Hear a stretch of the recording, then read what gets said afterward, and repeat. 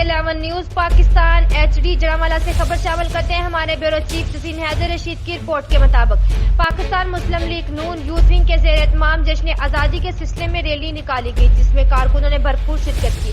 Rally کی قیادت ضلع صدر امیدوار برائے قومی اسمبلی حلقہ N102 چودھری ثناءاللہ باجوہ، مسلم لیگ رہنما ملک جاوید اقبال اوان نے کی۔ اس موقع پر خطاب کرتے ہوئے پاکستان کی آزادی کے لیے ہمارے آباء و اجداد نے بے شمار قربانیاں دی، ہماری ماؤں بہنوں کی عزت پامال ہوئی۔ آج ہمیں اپنے وطن عزیز پاکستان کی حفاظت کے لیے متحد ہونے کا عہد کرنا ہوگا اور ہم اپنے ملک پاکستان کی خاطر جان دے دیں گے اور اس پر کوئی آنچ آنے نہیں دیں گے۔ مزید خبروں کے لیے دیکھتے رہیے City 11 نیوز پاکستان HD۔